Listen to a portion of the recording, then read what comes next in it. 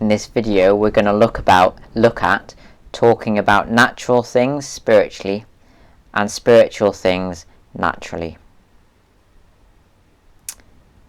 We live in a time where the majority of people are either actively hostile to hearing about Jesus or simply apathetic and disinterested in spiritual things. For this reason, we need to take advantage of every opportunity, for the opportunity to share our faith doesn't come around very often. As Paul wrote to the Ephesians, take advantage of every opportunity, because these are evil times. I don't know about you, but I used to think that meant sitting on my hands waiting for an opportunity. For example, waiting for somebody in a midlife crisis to ask me about the meaning of life, or waiting for someone on their deathbed to ask me about life after death. The problem is, if I only wait for these super spiritual opportunities, I'll spend 99% of my life sitting on my hands. For 99% of my conversations are about natural things. Things such as, which shop is better, Tesco or Aldi? Tesco or Aldi, which shop is better? Even Christians find it a lot easier to talk about natural things than they do spiritual things. I'm sure you could debate that issue all day. And when I do talk about spiritual things, it often feels awkward, forced, and I often find myself stumbling my words. So basically, you and I have a choice. Option A, we can continue talking about natural things naturally, and spiritual things unnaturally.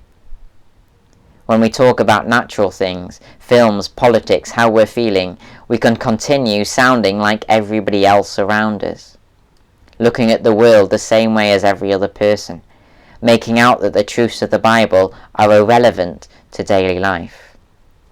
That's talking about natural things naturally, thinking like, sounding like, viewing life like everybody else.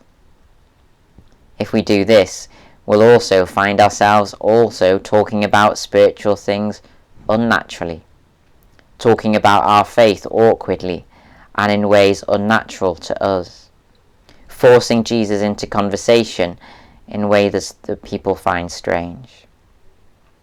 That's option A. Option A, talk about natural things naturally and spiritual things unnaturally. Or option B, talk about natural things spiritually and spiritual things naturally.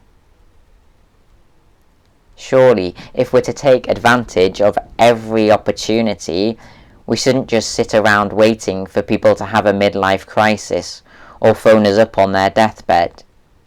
Surely we should be making the most of the other 99.9% of our conversations as well. After all, Ephesians says, take advantage of every opportunity, because these are evil times. Take advantage of the opportunity to talk about natural things spiritually. For example, when talking about a film that you just saw, were there themes in that film that your Christian faith causes you to have a new unique view on? When talking about politics, does your faith shape your attitude towards certain politicians? When you're talking about how you're feeling and the issues that you're going through, could you naturally drop in how your faith helps you or gives you hope when you face these things?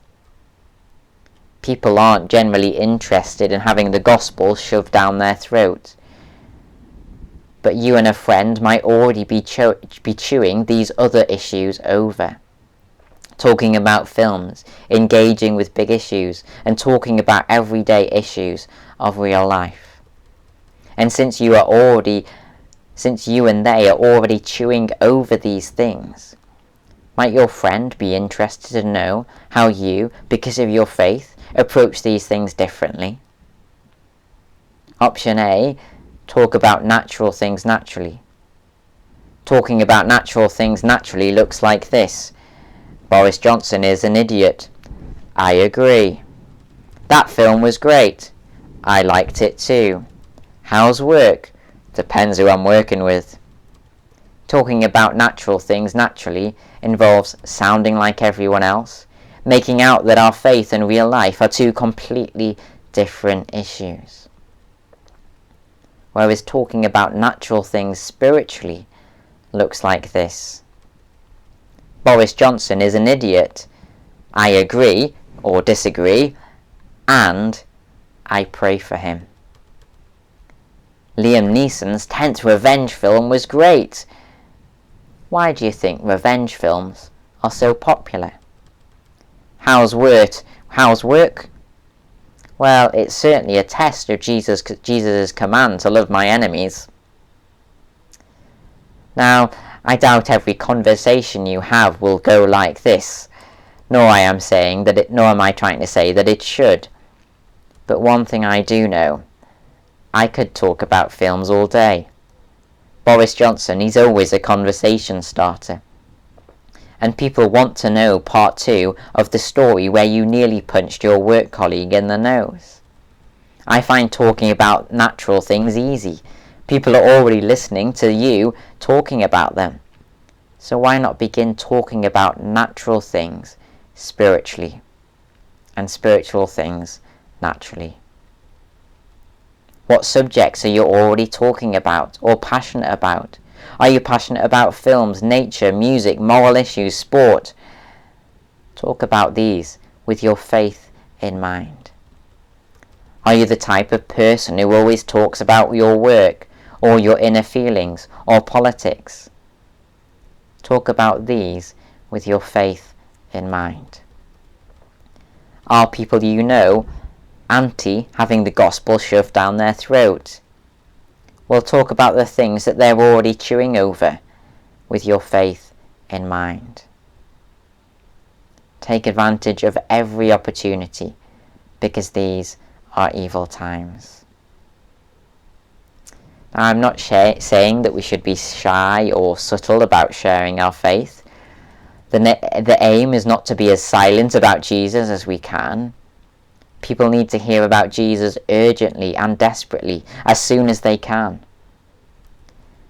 But the fact is, most of us probably don't feel like a fully fledged evangelist. We probably still find it difficult to get the word Jesus out of our mouth. So start where you are at, talking about natural things. Start where other people are at, talking about natural things. Start using the 99% of your conversations to talk about natural things spiritually and spiritual things naturally. Using the things you are already talking about as a bridge to talking about matters of faith, matters to point people to Jesus and to point people to God.